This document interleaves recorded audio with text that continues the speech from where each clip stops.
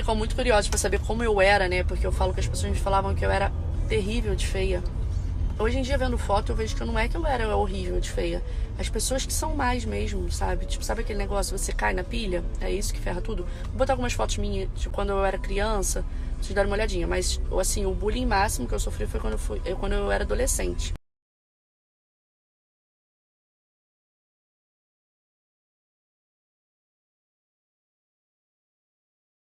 E o pior é que tem gente que acha que isso é muito tranquilo. Aí fala assim, pô, fica postando umas fotos aí pra gente dar risada juntos. Gente, não é dar risada. Se eu sofria bullying e chorava ao ponto de eu falar pra minha mãe que quando eu crescesse eu ia ser muito rica pra poder fazer uma plástica e mudar minha cara e parar de ser xingada.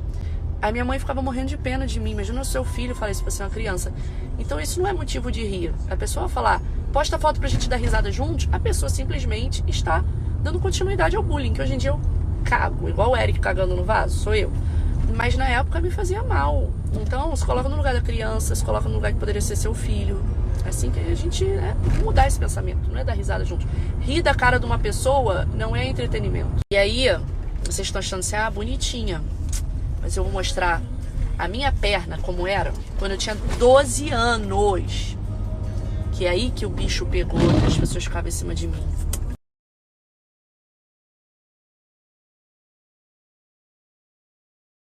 Quando eu era muito pequenininha, eu era muito magrela. E aí, assim, chamava de magrela, mas, tipo, nem ligava, porque eu era magrela mesmo. Pra mim, o problema foi quando começaram a me chamar de feia. Que foi quando eu tinha mais ou menos uns 12 anos, que é essa foto que eu tinha as pernas muito grandes. Porque os adolescentes, quando começam... Eles ficam numa fase meio patinho feio, ficam meio com a perna meio grande mesmo, né? Normal. Só que tem as meninas gatinhas e tem os meninos escrotos. Então, as meninas gatinhas e gostosas, que geralmente não continuam gostosas quando crescem, né? Eles que achavam elas muito gatas e eu não. E aí, começaram a me chamar de feia, muito, me chamavam muito de feia. Tipo, nossa, você é muito feia, nossa, você é muito feia, muito feia. E era uma parada que era assim, tanto na escola quanto no condomínio. No condomínio eu descia, eu tinha muitos amigos no condomínio. Meu condomínio, a galera era do balacobaco, era um condomínio muito cheio de crianças. E aí me chamavam muito de feia, muito, assim, ao ponto que eu não aguentava mais. E se uma pessoa olhasse muito pra minha cara, as minhas lágrimas desciam, porque eu achava que aquela pessoa tava reparando que eu era feia. E aí, quando eu voltava da escola, eu começava a chorar no banco de trás. Só que eu era aquela que não guardava o bullying. Eu falava pra todo mundo que eu estava sofrendo bullying. Aí eu falava pra minha mãe, mãe, eu quero muito ser rica quando eu crescer, pra poder fazer plásticas na minha cara e parar de ter essa cara feia. As pessoas pedem pra eu parar de ser feia, que tá ofendendo elas a minha feiura. Os meninos viam as lágrimas caírem dos meus olhos sem eu piscar, as lágrimas iam caindo e ficava tudo acumulando e descendo aqui. E eles falavam, para de ser feia, você é muito feia, a sua cara feia tá assustando todo mundo, você não deveria fazer isso. Foi mal, botei o tapete pra lavar, aí o pessoal da lavagem veio entregar. Aí eu morava num condomínio que eu amava brincar lá. Mas assim, eu não era uma pessoa triste nem depressiva por causa disso. Quando começava o clima a ficar ruim pro meu lado, eu começava a ficar triste, chegava em casa, eu chorava. Mas eu não deixava de brincar, de fazer tudo que eu queria e tal. Eu era uma menina muito, muito feliz, alegre e brincalhona. Só que isso me machucava, sabe? E aí eu morava nesse condomínio, meu pai, ele foi na época que eu falei que meu pai perdeu dinheiro, que ele faliu e tal. E ele precisou vender esse apartamento que a gente morava, que era num condomínio muito legal. E aí os meus amigos ficaram sabendo que eu ia me mudar, que eu ia precisar me mudar, né? E aí uma vez eu tava pegando a bicicleta, o apartamento já tava à venda. Aí eu fui pegar minha bicicleta lá embaixo pra dar uma volta no bicicletário. Aí veio um menino e falou assim, nossa, que bom que você vai se mudar, porque assim, o condomínio vai ficar bem melhor. Você estragava o condomínio, você era muito feia. Aí eu comecei a chorar sem falar nada. Isso eu falei, para, por favor, para. Você tá me deixando muito triste, para. Ele, não, chora mesmo, você tem que chorar, porque você é feio, feio tem que chorar. E aí as pessoas falavam muito isso, era isso, mas era maçante, todos os dias. Tipo, quando eu passava, as pessoas falavam assim pra mim, ai, que susto, você é muito feia, toda hora. Aí eles faziam um campeonato de quem era mais feia na turma, no condomínio. Eles sempre falavam, Juliana, você é unânime, você sempre vai ser a mais feia do condomínio. E não adiantava eu chorar, pedir pra parar, falar com os meninos às vezes na boa, gente, para, sério. Eu não tô gostando. Aí continuava, é feia, é feia. Aí eu gostava de um menino na escola que uma vez foram falar pra ele que eu gostava dele. Ele foi escrever várias coisas na mesa. Aí ele falou assim, quando você sair, dá uma olhadinha na minha mesa. Aí tava várias coisas escritas assim, o seu problema é só você é horripilante, nunca ficaria com você. Mas isso acontecia, não são casos isolados esses que eu tô contando, eram vários casos, todos os dias. E aí, por exemplo, se no meio de uma conversa alguém falasse a palavra dragão, porque surgiu na conversa, eu já começava a ficar meio tremendo por dentro, porque eu sabia que iam me chamar de dragão. Aí, se surgisse alguma piada de feiura, eu já começava a meio que sair de perto, porque eu sei que ia sobrar pra mim. E aí sempre faziam isso. E aí, depois, por isso que eu te falo que assim, a parte da magreza não me incomodava, apesar de eu ser muito esqueletinho na época, né?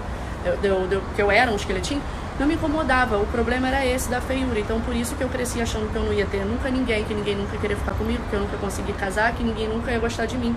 E isso me atrapalhou muito. Então, eu tenho problema de autoestima até hoje. O Paulo, coitado, Paulo pena comigo, porque eu sempre acho que eu sou um cocô. E as pessoas, às vezes, da internet me interpretam como se eu estivesse me achando. E não, esse é meu jeito espontâneo de ser, que eu sempre tive.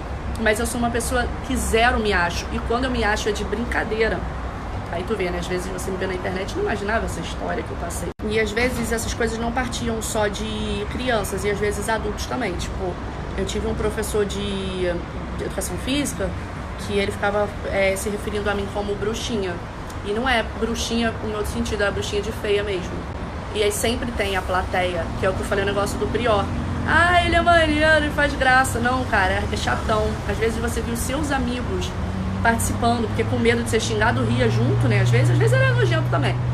E aí você via que tinha plateia. Era péssimo, péssimo. Mas hoje estou curada, estou linda, sacanagem. Mas eu cresci assim, zero. Assim, até hoje eu não gosto quando brincam de. Ah, não sei o que, sou feinha, brincando. Tipo, uma vez o Paulo falou assim pra mim: oi, linda. Aí eu falei: sai fora, tarado. A gente era amigo.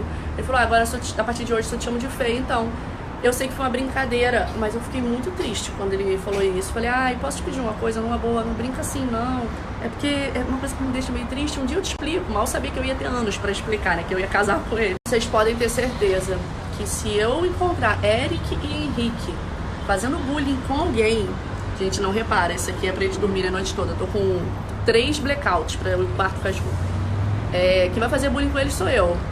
Pra eles sofrerem na pele. Eu vou pintar o cabelo deles de vermelho, fazer 2 Maria Chiquinha e falar: vai pra escola, que agora eu quero ver vocês fazerem bullying com alguém. E como eu resolvi isso? Chegou uma idade que o meu pai foi, como eu falei, meu pai perdeu tudo, foi trabalhar numa empresa, e ele era empresário, aí ele perdeu tudo, foi trabalhar numa empresa. E aí ele foi transferido para Belo Horizonte. Aí quando eu cheguei em Belo Horizonte, eu falei assim: ah não, aqui eu vou escrever a minha história. Acabou esse negócio.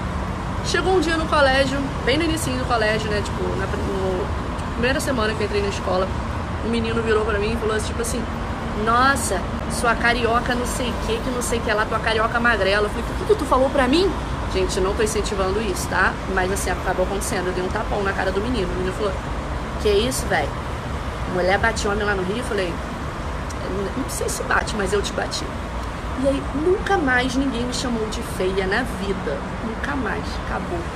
Mas a violência não é a melhor maneira de se resolver problemas, tá? Foi porque eu fui impulsiva. Na verdade, eu sou um pouco... De uma outra coisa também, pra vocês verem como crianças são, né? Às vezes falam: ah, criança é muito pura. Cara, criança de 10 anos não é pura assim, não. Na minha turma, eu não sei porquê, eu sempre fui morena, mas quando eu ia pra piscina, eu ia muito pra piscina. Eu ia pra piscina todos os dias no verão, eu ficava muito, muito, muito morena, cara. Eu ficava morenona mesmo. E aí tinha um menino que ele sempre falava assim pra mim: olha o que o menino falava pra mim: você tem que apanhar porque você é preta, e preto tem que apanhar. E aí o menino, várias vezes, ao voltar do recreio, ele me empurrava no quadro e me batia. E várias vezes eu revidei, porque eu revidava mesmo, sou dessa.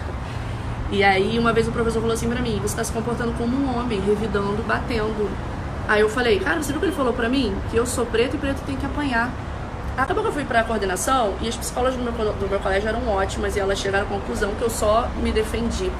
Mas olha o tipo de coisa que a gente às vezes não imagina que a pessoa passa. Agora imagina a pessoa que realmente é negra, o que ela não tem que ouvir. Esse menino, eu também acabei com a raça dele, depois também dei umas porradas nele forte, e ele foi parando. Depois de mais velha, assim, adulta, eu encontrei ele na night, ele me pediu desculpa e tal, tipo, passou. Só que esse menino fazia isso com todo mundo que era moreno ou negro. Na minha turma tinha só 2 pessoas negras, e ele batia nessas pessoas também. Mas a gente não deixava barato, não. Nossa galera não deixava barato. E esse é um pouquinho da minha história, gente. Acabou de sofrimento.